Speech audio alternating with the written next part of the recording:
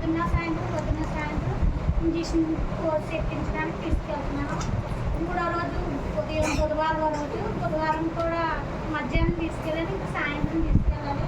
తీసుకెళ్ళే ముందు నీరసంగా ఉంటుంది కదా, నేను బయటకు వెళ్ళి జ్యూస్ తేడానికి వెళ్ళి లోపల పావం తీసుకుని జ్యూస్కి వెళ్ళాను. జ్యూస్ పట్టించేసి మళ్ళీ ఇంజక్షన్ తీసుకెళ్ళాను. ఆరుగా పడుతుందని టెన్షన్ పడుతుందని వెళ్ళి వచ్చినప్పటికీ ఇంకా అప్పటికే పక్కన నొప్పి వచ్చేస్తుందని ఇంకా ఏడుపడ్డాను.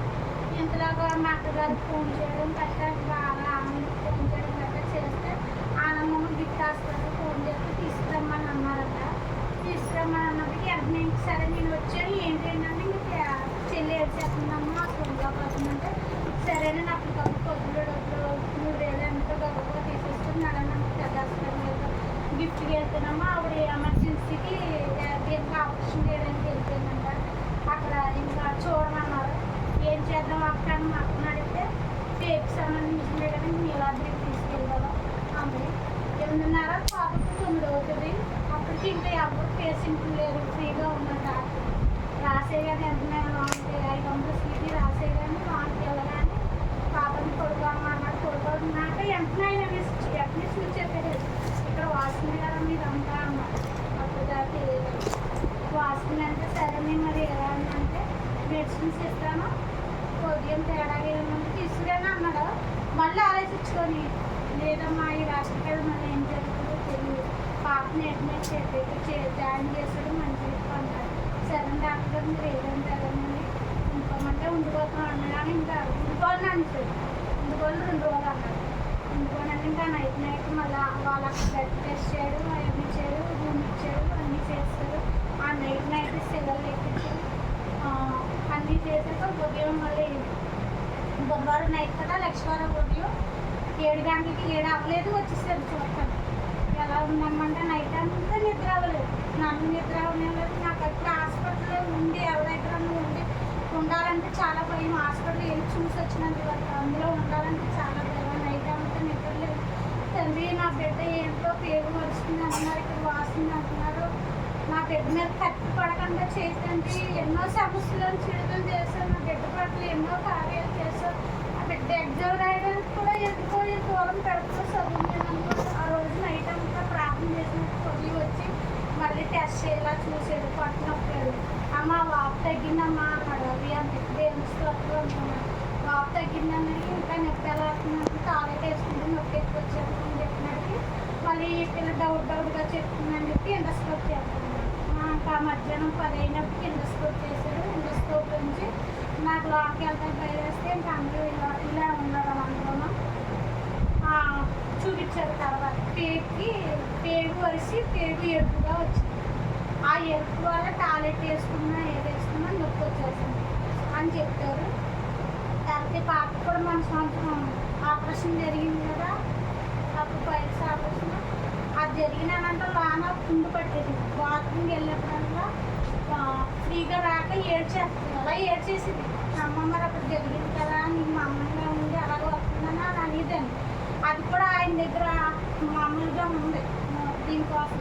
అప్పుడు దానికోసం కూడా చెప్పేస్తే లక్ష్మీవారం శుక్రవారం సాయంత్రం మళ్ళీ దానికోసం కూడా టెస్ట్ చేసి లోన తీసుకెళ్ళి టెస్ట్ చేసి నన్ను కూడా పిలిచారు. ఐసీయూలోకి తీసుకెళ్తే అమ్మ లోన ఇంటి కింద అయింది, అందుకే పాప బాత్రూమ్కి వెళ్ళారు, చాలా బాధపడిపోతుందని చెప్పారు. ఏమా ఎక్కడ చేయించాలంటే ఆయుర్వేదం చేయించాలంటే కొన్ని మాట్లాడాలి.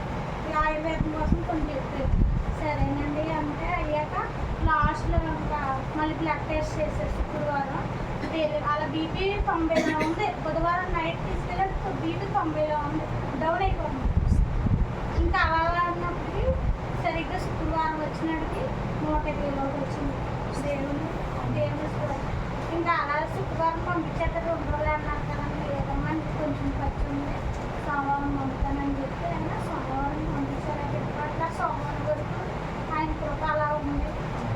ఇంకోటి ఏంటంటే నా భర్త ప్రార్థన చేయడానికి వెళ్తే ఎంతో మందికి ఎన్నో వేలు గుమ్మాలు తొక్కాడు. కానీ ఈ పరిస్థితి వాడు అలా తెస్తాడు అనుకోలేదు. ఒకసారి అయితే తీసుకొచ్చాడు. ఎవరైతే కొన్ని బాధల్లో ఉన్నారో వాళ్ళ అమ్మగారు వదిలేశారంట. అలా ఆవిడ గారి కోసం చాలా బాధపడుతున్నారంటే సరే అన్నాను. ఇవన్నీ ఇలాగే అంటామని అన్నాను.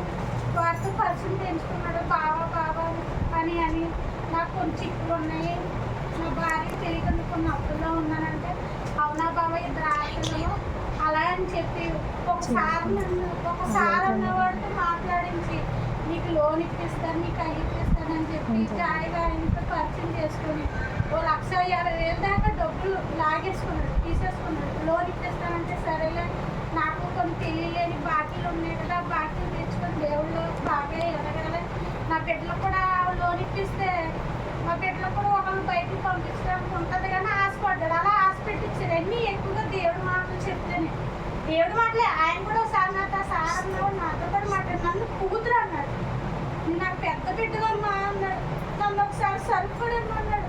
సరే నాకు మాకు ఎంత దేవుడు ఎంతగానో వాళ్ళు బట్టి మమ్మల్ని కట్టించాడేమో, ఈ రీతిగా ఇన్ని సంవత్సరాలకి ఒకరు బట్టి మనం తెరబెట్టుకున్నాడేమో. ఇలాగే కదా దేవుడు ఇచ్చేది, లోన్ ఇప్పిస్తానంటున్నాడు. నాకు కూడా చాలా అంటే అప్పుడు సరుకు అప్పటికప్పుడు 3,000 రూపాయలు సరుకు బాక్స్ ప్యాకింగ్ చేసి మరీ పంపించాను. నేను కూడా నమ్మాను, మా చెల్లి మా ఆడపడుచు గారు కూడా నమ్మారు. మా ఆడపడుచు నాకన్నా ఎక్కువగా నమ్మాను. మా అన్నయ్యకి నాకు ఒక దారి వస్తుంది, మా ఆడపడుచుని అయితే చెల్లి అనేవాడు. మా చెల్లి అలా ఆవిడైతే అలా మాట్లాడుతున్నాను, మాకు తీసుకుంటుందంటే లేదండి మా అన్నయ్య చేసిన కొన్ని ఉంటాయండి ఆవిడ నమ్మలేకపోతుందని చెప్పారండి. అలా అన్నవాడు పిఎంఎల్ ఇంత బ్యాంక్ చచ్చిపోయింది, బ్యాంక్ బుక్కుని బ్రతికించి నీకు సివిల్ కావాలి అవి కావాలని చెప్పి వాడు ఎవడో ఎక్కడికో వచ్చాడు, ఇక్కడ ఆడికి ఏం కొనుక్కోలేదు, ఏసీ ఒకటి ఫ్రిడ్జ్ ఒకటి 2 సెలవు తీసుకొని ఈఎంఐలు కట్టకుండా ఒత్తిడి చేస్తుంటే మాకు నేను అంతకుముందు నుంచే గొడవ పడుతున్నాను. మా పండగ ముందు నుంచే గొడవలు జరుగుతున్నాయి. నువ్వు దూరంగా ఉండు, నువ్వేంటో నమ్మేతను, నాకేం తెలియలేదు, నాకు ఒకసారి ఇంకా సరుకు పంపించి నాకు డబ్బులు ఇవ్వాలని నాకు డౌట్ వేస్తుంది, నువ్వు జాగ్రత్తగా ఉండి ఇంకా డబ్బులు అడిగితే ఇవ్వక అని చెప్తున్నాను. గొడవలు పడుతున్నావు. మాకు డిసెంబర్లలో కూడా మనశ్శాంతి లేదు. అలా జరిగినప్పుడు ఇంకేంటి ఈఎంఐలు కట్టకపోతే ఒత్తిడి చేసేస్తున్నారని ఒకసారి మా ఆడపడుచు కూడా వెళ్ళి చెల్లి ఎలాగంటే డబ్బులు ఇచ్చిందంటే వెళ్ళి 10,000 అన్నయ్య ఇలాగ ఎన్నిసార్లు కడతావు అన్నయ్య 15,000 నెలకి ఎలా కడతావు అని అంటే నాకు తెలిసిపోయింది. తెలుసుకోగానే నేను వెళ్ళి కంప్లైంట్ ఇచ్చేసాను. కంప్లైంట్ ఇచ్చేట వాడు కంప్లైంట్ నుంచి స్టేషన్ కాడికి అడిగి పెట్టడం వాడు లాయర్ దగ్గర వచ్చాడు. లాయర్ దగ్గర వస్తే సరే ఆ లాయర్ గారు మమ్మల్ని రమ్మంటే ఇలా మాట్లాడి నేను కొన్ని అన్ని ఇక్కడ తీసుకొచ్చి ఏ లోన్ ఎలా ఎక్కిస్తున్నావు అని మేము మాట్లాడటం జరిగింది. ఆ పిల్లలు ఆ సెలవులు ఎక్కించడం జరిగింది. దానివల్ల కొంచెం డ్రాప్ అయ్యాడు. ఈ ఇచ్చిన డబ్బులన్నీ ఏం చేశాడంటే ఆయన దాంట్లో ట్రాన్స్ఫర్ చేసుకుని మళ్ళీ ఆయన ఈయనకి వేసినట్టుగా సంతకాలు ఇది లోన్ కోసమని షెడ్ బీరువాలు పనిచేసిన దగ్గర సంతకం పెట్టించుకున్నారు. ఆడు మామూలు కాకుండా సంతకం పెట్టించుకుని డ్రామాలు ఆడుతున్నారు. ఇప్పుడు వరకు స్టేషన్ దగ్గర రావట్లేదు. ఏదైనా లాయర్ దగ్గర జరిగితే ఇంక లాయర్ కొన్ని ప్రూఫ్స్ చెప్తే వాడు ఏం చేశాడంటే ఆడ లాయర్ కదా నీది కొంచెం గట్టిగానే ఉంది, నువ్వు ఈఎంఐ మట్టుకు ఒప్పుకుంటే కేసు వివరంగా అని చెప్పి ఈయన డబ్బులు ఆయనకి ఇచ్చినట్టుగా కాదు అంటే ఈఎంఐలు ఒకటే కట్టిలాగా చేసేదండి. కానీ ఆ ఈఎంఐలను కడుతున్నాడా టైం ప్రకారంగా కట్టట్లేదు. 3వ తారీఖు వచ్చి 20వ తారీఖు కడుతున్నాడు. అయినా సరే ఇక అమ్మ మధ్యలో ఫోన్లు వస్తూ ఉంటే నేను ఫోన్ నెంబర్ ఇచ్చాను.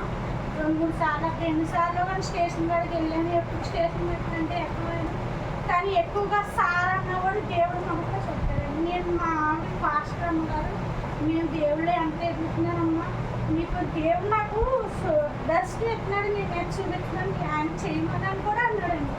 అది నిజంగా పాపకుని బయట పెట్టుకొని చెప్తున్నాను. ఆ సార్ మరి నిజమైనడు మరి ఏంటో తెలియదు, దేవుడికి అప్పగించుకుంటున్నాను.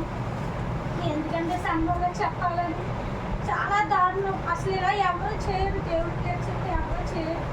అలా చేశారు.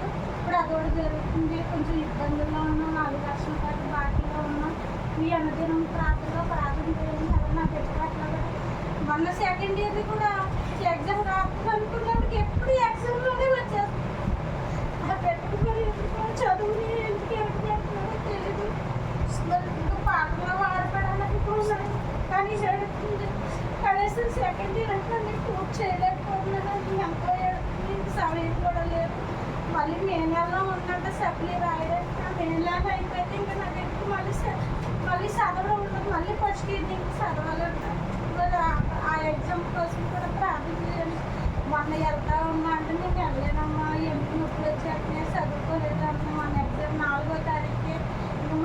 రెండు ఎగ్జామ్లు ఉన్నాయంట రేపు ఎల్లుండో. మరి ఆర్థికంగా వెళ్ళగలమంటే సమాధానం చెప్పట్లేదు. ఏం చెప్పమ్మా సరేలే నేను ఇంకో పాటల్లో వాడబడుతుంటారైనా మీకు ఇచ్చిన చదువు వచ్చిన చదువు నీకు చెప్తున్నాడు. అందుకే ఎగ్జామ్ టైంకి ఎప్పుడు మార్చి నెలలో ఎగ్జామ్ మొదలు వచ్చిందన్నప్పుడు ఆ పాపకి ఏదో హెల్త్ ప్రాబ్లం వచ్చేస్తుంది. సెకండ్ ఇయర్ పూర్తి అవ్వట్లా. ఇంకా దేవుడానికి మరి ఎలా ఉందో. ముఖ్యంగా మీరు వాళ్ళ కోసం ఆ కేసుది ఇంకా కేసు కొట్టేయలేదు, నడుపుతున్నారు. అలా ఈఎంఐలు కడుతున్నారు మళ్ళీ కేసు కోసం. అలాగే నా బిడ్డ కోసం నా చేయడానికి ఎంతగానో అన్నారు కావుతుంది. అయినా సరే ఆయన నడిపిస్తున్నారు. నా ఒంట్లో ఈ మధ్యన కొంచెం బాగుంటుందండి. అర్థాలు కూడా మనకు వచ్చేస్తుంది. ఈ మధ్యన ఎక్కువగా ఒత్తిడిగా ఉండకపోతున్నాను. నా కోసం కూడా ప్రార్థన చేయండి, నా కుటుంబం కోసం ప్రార్థన చేయండి. ముఖ్యంగా ఆ బాకీలన్నీ తీర్చుకోవాలి. వాడు మోసం చేశాడు కానీ 2 సంవత్సరాలు 3 సంవత్సరాలు కష్టపడి తీర్చుకుంటాం. వాడు దేవుడు మాట చెప్పి మోసగించాడని అదే పచ్చాక ఆ బాధలో ఎక్కువగా ఉంటున్నాం. అంతేనమ్మా మీ కాకుండా ప్రార్థన చేయండి. అలాగే పవన్ కూడా ఈరోజు మళ్ళీ ఎగ్జామ్ రాయడానికి వెళ్ళాడు. ఆ బాబుని బట్టి కూడా మీ అమ్మలో ప్రార్థన చేయండి, పాస్ అవ్వాలని. కూడా డిగ్రీ పాస్ అయిపోయింది. ఇంకా కొంచెం వెళ్ళారు కోర్సు ఉంటుందా ఆ కోర్సు చేయాలి. నా బిడ్డ కోసం ప్రార్థన చేయండి. మొన్న అలాగే హాస్పిటల్లో లేకపోతే నా తెల్లకి 20,000 ఇచ్చింది. ఆ 20,000 ఇంకో 10,000 అయితే అప్పుడు 30,000 రూపాయలు అలా అయింది. మళ్ళీ మనకు కొంచెం బాధలు ఉన్నాయంటే మా ఆడపడుచులు నిజంగా ఆడపడుచుకో ఎవరికి ఒకసారి కాలుతో బాధపడుతుంటే కాలు పని విరిగిపోయి ఉంటే అలా 20,000 కట్టాలా తెచ్చిచ్చి కొన్నందుకు ముందు నా బిడ్డ కాలేజ్ ఉంటే పెద్ద బిడ్డ కానీళ్ళు వచ్చింది అప్పుడు ఇచ్చింది. ఇప్పుడు 10,000 ఇచ్చేది. నా చిన్న బిడ్డ కాలేజీ 10,000 ఇచ్చింది. మొన్న వేరే వాళ్ళ వస్తువులు ఇది కోసం అదే ఈ లోన్ కోసం అక్కడ వేరే వాళ్ళ వస్తువు తాకట్టు పెట్టడం తెలిపితే నాకు ఎంతగానో మనసు వేరే వాళ్ళకి వస్తువు తాకట్టు పెట్టడం అని అంటే అన్నయ్య వదిన అన్నయ్య వాళ్ళకు అన్నయ్య ఇంట్లో నలిగిపోయి ఉన్నాడంటే మొన్నే 1,00,000 రూపాయలు ఇచ్చింది. ముందప్పుడు ఇచ్చింది కానీ ముందు వాళ్ళ వస్తువులు ఇచ్చి అనేసి మొన్న 1,00,000 రూపాయలు ఇచ్చింది. ఆవిడని బట్టి కూడా మీరు అందరూ ప్రార్థన ఎవరైనా అయితే అమ్మ చెల్లెళ్ళు అమ్మలు గారికి వచ్చి తింటూనే ఉంటారు. కానీ ఆవిడ అలాంటి కాదు. ఆపదంగా ఆదుకుంటుంది. ఆవిడని బట్టి కూడా ఆవిడకి ఒక లోటు ఏంటంటే ఆ బిడ్డకి గర్భం బిడ్డకి చెట్లు కొట్టలేదు. 5 సంవత్సరాలు వస్తుంది. 4వ సంవత్సరాలు 5వ సంవత్సరం వస్తుంది. ఆ పిల్ల ఎన్నో హాస్పిటల్ తీసుకున్నారు.